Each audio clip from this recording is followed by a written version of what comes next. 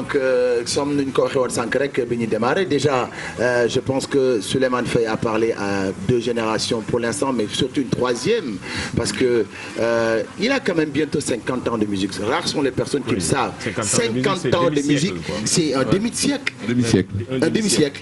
Voilà. Donc à l'âge de 18 ans déjà, il a su convaincre de par sa voix le peuple sénégalais. Donc aujourd'hui, très honoré de vous avoir avec vos invités. Donc je pense qu'ils nous viennent de Lyon. Exactement. Voilà. Donc, bonjour. Bonjour. Merci. Voilà. Salam alaikum. Ah, déjà, vous parlez Wolof déjà un peu, hein? Salam alaikum, c'est universel. Waouh. Merci. En France, on dit aussi salam alaikum. En France. Ah oui, bien sûr. c'est clair. La France, je rappelle aussi que c'est la terre d'accueil. Oui, c'est vrai. La tradition. Hein. Après, aujourd'hui, c'est un peu différent, malheureusement. Non, mais ça va changer. Mais regarde, on est chez nous. Hein. Ça va changer. On garde espoir. Ah, mais c'est pour ça. Hein. Avec Souleymane Faye, il y a l'espoir toujours. Nous aussi. Ah, ouais. Super. Nous aussi. Ouais. Alors, très rapidement, je ne sais pas, est-ce que vous pouvez déjà vous présenter, parler de ce que vous faites exactement et la collaboration que vous allez faire avec Souleymane Faye? Exactement, je ne sais pas. Mais en tout cas, nous sommes artistes, donc je m'appelle Richard Monségu, dit Ségou. C'est goût. Oui, parce que Monségu, bon, ça fait penser. Oui, si tu mets le U en OU, ça fait, tu vois. Bon, voilà. Et donc, avec Sébastien Tronc, qui va se présenter après, voilà, nous avons créé un groupe, une compagnie musicale qui s'appelle Antiquarks. Antiquarks, ça signifie en fait que si on casse la matière, on va trouver plus petit. Si tu vois, par exemple, le grain de sable, les atomes, merci. Les atomes, ouais. Donc si tu casses le grain de sable, etc. Donc il faut des instruments très très puissants pour regarder, voilà. Ouais. Et qu'est-ce qu'on se rend compte, c'est que cette matière, en fait, elle bouge. Ouais. Et que tout tourne, comme dans l'univers. Les choses tournent. Le rond, c'est important, le rond. Ouais. Le problème avec les cultures occidentales, c'est qu'elles sont carrées. Elles ne sont pas rondes, alors que nous, on aime les rondeurs. Voilà. Et quand c'est rond, ça tourne. C'est comme la musique. La musique, il faut qu'elle soit ronde, tu vois. Bon, donc voilà, nous, on aime ça. On aime ça. Et donc, on a travaillé avec Sébastien sur toutes les cultures musicales, enfin, beaucoup de cultures musicales que nous avons en France. C'est-à-dire qu'il n'y a pas que les cultures musicales françaises, il y a aussi les cultures musicales africaines, au pluriel, les cultures musicales arabes au pluriel, et les cultures musicales aussi qui existent en Guadeloupe et en Martinique, c'est-à-dire les départements d'outre-mer. Voilà. Et nous, en tant que Français, on a travaillé sur cette musique en se disant à quoi pourrait ressembler la musique française si elle avait intégré la tradition d'accueil des autres cultures musicales. Ah d'accord. Comme on pourrait dire les cultures afro-américaines qui ont influencé les Blancs aux États-Unis. Ouais. Voilà. Donc nous, comment ça fait quoi? Comment on peut marcher? Et la chanson française, on ne voit que la chanson française. Alors que la musique française, pour nous, c'est important et elle s'alimente, elle se nourrit des autres cultures musicales. Voilà. Donc on pourrait résumer ça. Et notre rencontre avec le grand Souleymane, Dialediop Souleymane, c'est vraiment une rencontre là depuis 4 jours. Depuis 4 jours qu'on est ensemble, on s'est eu vite un peu au téléphone. Et puis la rencontre est formidable, c'est-à-dire que non seulement il s'adresse, tu le disais, à différentes générations, mais il s'adresse aussi à différentes cultures. C'est-à-dire que moi, dans les années 80, j'écoutais Khalam. Voilà. J'écoutais tous les Kounda, j'écoutais Khalam, parce que c'était dans les années 80, on était encore bien en France. Ouais, la musique était toujours bien pourtant. Voilà, on était bien parce que c'était ouvert. C'était les années touche pas à mon pote. Tu te rappelles, touche pas à mon pote, c'est-à-dire pas de racisme. Voilà. Et ça, moi, ça c'est resté vraiment, et ça restera jusqu'à peut-être mes 50 ans de carrière, on verra. Si un jour ça arrive. Et Sébastien, ouais. Sébastien. Vous pouvez voir sur les images, donc Richard, il est batteur, chanteur, percussionniste, et moi je joue cet instrument qui s'appelle la vielle à roue, qui est un instrument qui date de plus de 1000 ans, en tout cas son ancêtre a plus de 1000 ans. Et c'est un instrument qui a toujours continué à être transformé, et encore aujourd'hui. Un instrument avec des cordes frottées, qui est électrifié, et qui est... Oui. Dans ce morceau, l'utilisation fait penser à la guitare. Aussi, ça peut faire penser au gambri, ça peut faire penser au rebab. Donc c'est un instrument qui a beaucoup de sons et de richesse sonore. On dirait un bateau. On dirait un bateau. Ça, c'est Un bateau pour le voyage. Oui, Voilà. et ça va. Et voilà. Et donc c'est un groupe de création. Et c'est ce qu'on avait envie de faire dans la rencontre avec Souleymane, de se rencontrer, mais chacun de se décaler de nos univers. Donc c'est ce qu'on commence à faire, de se rencontrer humainement et artistiquement. Et c'est un grand bonheur. Voilà. Ouais. Alors Souleymane oui bàyyi la xam naa yow it nga sant ci kàddu déjà pour la collaboration déjà ñu gis bi nga tàmbalee way 50 ans quand même toujours nit ñi ngi bëgg ñëw vers yow pour justement créer yenn univers yu bëgg yu bees comme yow ce univers parce que quand on va aller voir Souleymane Faye on est sûr que dinañ découvrir dara lu bees et qu'est-ce que ça te fait jusqu'à présent nit ñi di ñëw ngay créer yeneen univers yu bees di leen ci fekk si wala ñu lay fekk si.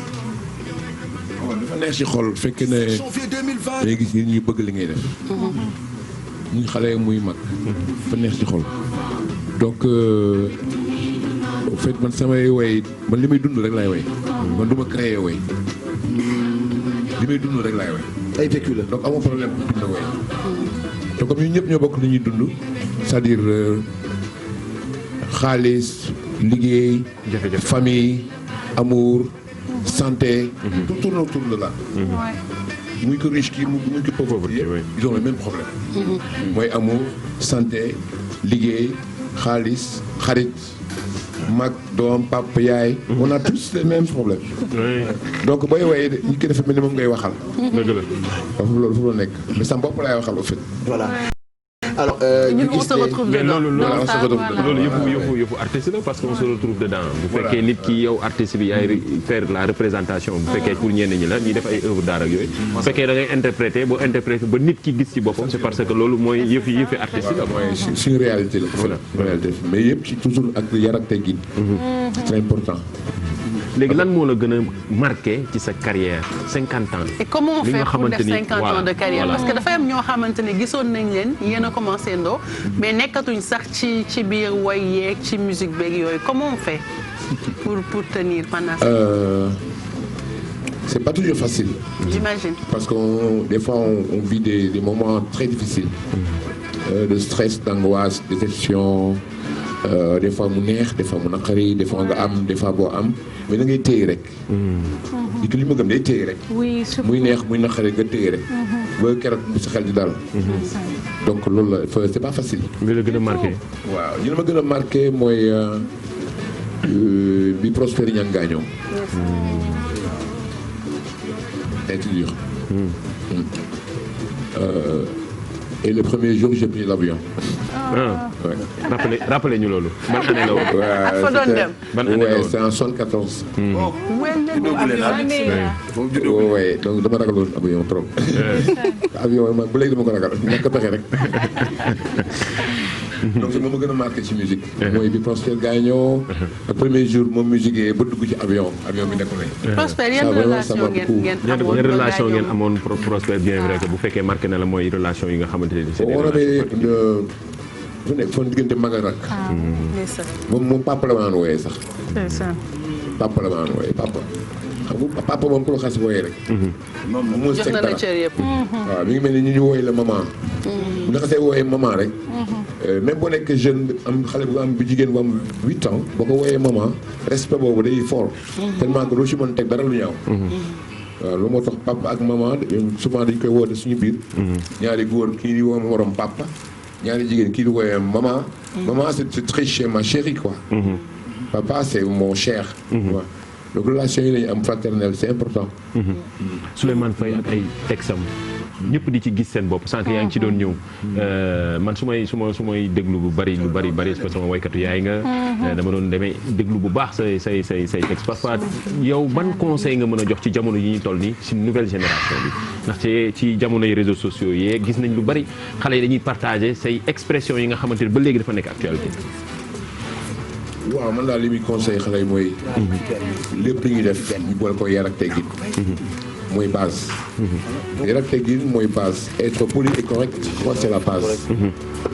au départ il faut être poli et correct comme ça on peut s'adresser à tout le monde bon ñoom boo seetloo rappeurs yi li ñuy woy am na sens mais dafa àndul ak yar amul ak teggin ba mag ñi dañ koy rejeter et c'est dommage que ñu koy rejeter parce que li ñuy wax c'est une réalité mais c'est pas ils sont pas assez polis assez corrects et des fois dañuy joxoñ nit te war nga mën a woy sans joxoñ sans tudd def ko de manière générale mais parfois aussi dañ lay gis internet nga génn joxe benn message boo xamante ne wala benn affaire bu profond boo xam ne wax ko vite fait rek dem sa yoon après ñun on passe des journées dessus di réfléchir lan la bëgg a wax lan la bëgg a def lan moo tax de temps en temps ngay def yooyu parfois def ko manière bu xaw a drôle. oui parce que moo seetloo ba yu njëkk yi dañ doon tënk wax dañ ko doon tënk waaw dañu doon tënk wax dañuy wax bu gàtt mais après wax bi boo ko tojee ñun lu ne mi ngi ci biir. comme benn exemple nii ñu toogee nii ñun ndaw yi ñu mën ci jàng dara benn ndaw wax ju gàtt boo xamante ni actualité la wala nga baaxee ñu ko ñun bu ñu paree ñu réfléchir ci xalaat ci comme ni nga koy defee. ñu philosopher. waaw mooy par exemple bu la kenn gën a gore. bu la kenn gën a gore. sa papa ak sa yaay buñ la gën a gore. da ngay bañ. bañkat foofu lay commencé bu la kenn gën a gore même sa papa ak sa yaay bu ñu la gën a gore bu la kenn gën a gore que personne ne soit plus honnête que toi kooku force la boo xam ne boo ko amee di nga mën a affronter àdduna bu la kenn gën a gore Souleymane man je pense que sax lii gënoon a nekk sama bopp Mamadou Ndiaye am na fu mu ko commencé quelque part même si moi dinaa dem mu gën a xóot parce que c'est des générations nga traversé diggante xalam de ñu ñëw ci li nga xamante ne moom moo di teewlu leen Aminata pas mal de titres yoo xamante ne ñun étant beaucoup plus jeunes daf ñu marqué aujourd'hui encore ces morceaux-là continuent di ñu marqué ba léegi bu ñu xoolee différence génération yi am nga xool tey fi nga xamante ne moom la musique toll je parle pas peut-être de comportement yi artistes yu ndaw yi am wala seen jikko comme tu disais tantôt nañu gën a am yar ak teggin ak yooyu moi j'irai beaucoup plus loin damay dugg ci biir musique bi carrément tey du ñàkk critique boo xamante ne yow en tant que grand ci musique bi après un demi-siècle de carrière du ñàkk critique boo xamante ne xëj na mën nga ko apporter tey ci musique sénégalaise. critique bi mooy maintenant amuñu jotu gëstu nit ñi amuñu jotu gëstu parce que bu njëkk artiste dafa naan yéex a takk jabar pour mën def carrière am bu dee artiste bu jigéen de yéex a am jëkkër pour mën def carrière am léegi nag boo teelee takk jabar te yow réussir guloo ci musique soxla yi taxaw dootoo tal musique lu xale yi lekk ngay tal loo fayee dépense loo fayee courant ba léegi amul jot waaw dootoo amul jotu gëstu moo tax dañuy seen liggéey dafay gaaw dañ koy togg mais du ñor du ñor na génn rek ñu consommer waaw na génn rek ñu consommer pour ñu mën ci am dara mais moo tax du def dafa yàq sa métier tamit parce que li ngay andi day génn rek xew yi léegi c'est vrai day def ñetti weer rek après on pousse on pense à autre chose mais fekk na liggéey bu baax la ça reste pour la vie est-ce que yéen ñi nga xamante ni tey yéenay artistes yu mag yi ay yow ay Youssou Ndour ay Ismaïla Lo moi quelque part je me dis que jeune génération bi muusuñu sax à la limite parce que dañ leen waroon yéen di leen piller maintenant j'utilise le mot dans le ci sens bi gën a baax venir vers vous ut lu ñu taataan ci yéen sàcc ci yéen benn affaire parce que yéenay seen ay papa loolu du ngeen leen ko bañal ci li ma yaakaar maintenant bu ñu demee ba tey on a l'impression que loolu noonu yëpp amul gëstu bi wax comme ni nga ko waxee jege bi wax ñu jege leen ko loolu lépp tamit dafa nekk di def défaut ci li nga xamante ne moom moo di musique bi tey yéen est-ce que quelque part aussi ñu am leen dootul nekk ci gâchis parce que tey bu ñu amee un Souleymane Faye on l'a très rarement ci ay plateau de télévision nit yi demuñu vers moom bu génnee peut-être que sax ñiy gën a jëriñoo ci moom genre xeet yi la ay tubaab ak yeneen nationalité yoo xamante ne bokkuñu ak ñun parce que à la limite ñun ñoo xam seen gëdd est-ce que ñun tey du yàq ci ñun ñu am leen tubaab je suis pas tubaab voilà soogi am nga tur sax soogi la tudd bàyyi jàmbur waaw tàntu bi mooy xam nga ni ko dafa liggéey ba pare li la ñëw grand li laa def loolu bëgg nga wax sa xalaat c'est trop tard muy nas projet bi ngay ñëw liggéey c'est trop tard il faut nga ñëw avant ngay def comme ça ñu teg la ci yoon bi. mais boo defee ba pare. ñëw na ma gën a xoolaat ci lii dama c'est bien mais bon fii ak fii lii moo gënoon c'était mieux nga def mais yow génn nga des ba pare.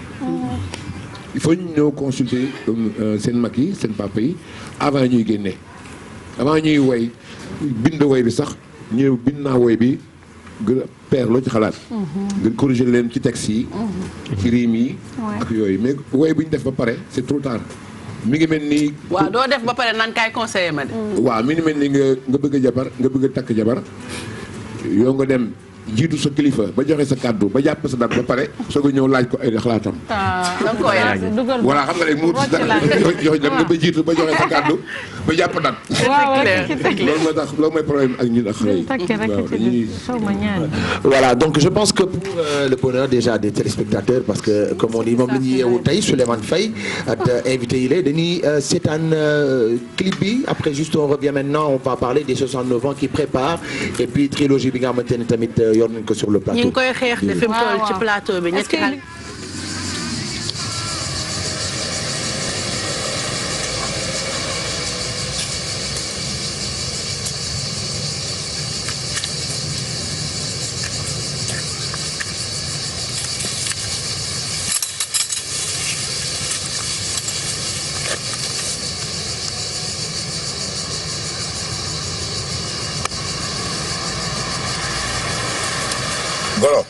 Golo ñaawul de Golo papaam la nuru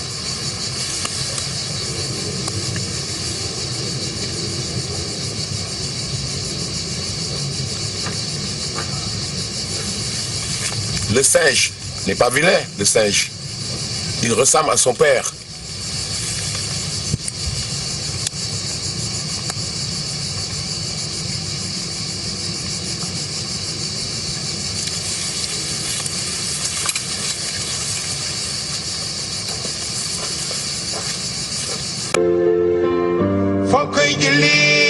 Attention, affûtez bien vos oreilles, je vous apporte la bonne nouvelle. Cogito Events et Dakar Night présentent l'événement de ce mois de janvier. Et oui, c'est ce vendredi 17 janvier 2020 avec Souleymane Faye, l'artiste, le parolier, le philosophe. Il est artiste jusqu'au bout des doigts. L'homme aux talents multiples invite tous ses fans et amis à fêter son anniversaire en grande pompe au Play Club. À partir de 23h, du show garanti. En guest star, John Balago Seck, Wally Seck, Youssou Ndour, Viviane Chidid, Pabignon, Babécher, Woskali, DJ Awadi, Idrissa Diop, Yoro Ndiaye, Centrix. Waouh, ça c'est du lourd. Tous ensemble pour fêter l'anniversaire de Souleymane Faye Diego ce vendredi 17 au Play Club. En première partie, Ramatoulaye et le groupe Anticars. Ne vous le faites surtout pas raconter.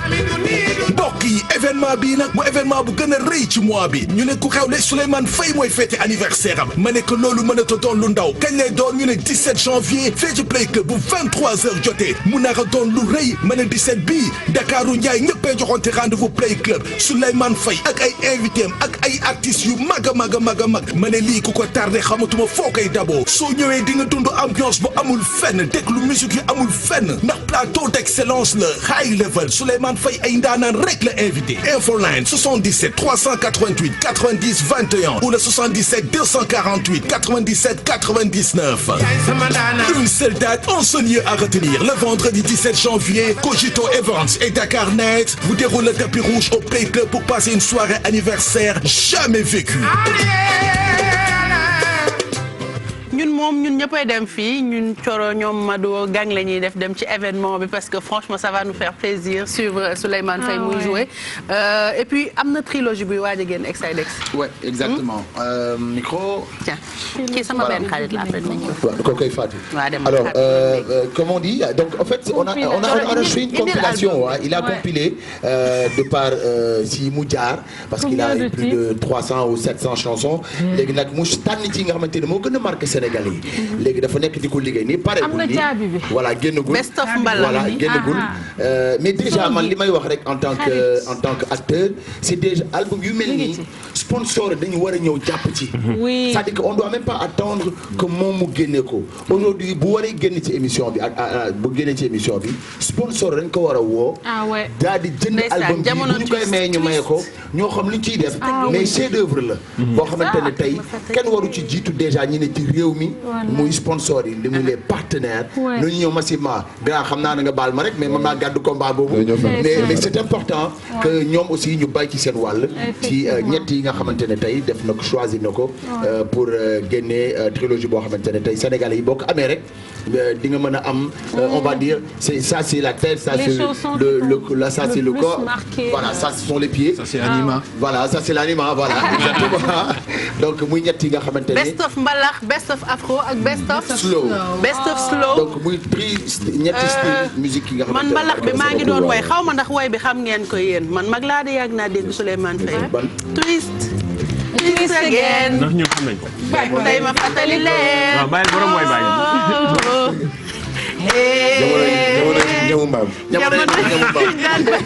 j'adore cette chanson Aminata Ndiaye ñoom pain boulette oh là là Marie dem naa caabi bi ma def ci kaani mooy sogi indi album bi non sérieux donc mu ñett yoo xamante ne ñu ngi koy préparer actuellement non c'est donc je lance un appel à tous les sponsors et c'est nous le premier tu imagines le premier sponsor c'est nous quoi c'est qu'on a lancé les sponsors pour que vraiment Sénégal ils suivent hein. Alors qu'est-ce que vous attendez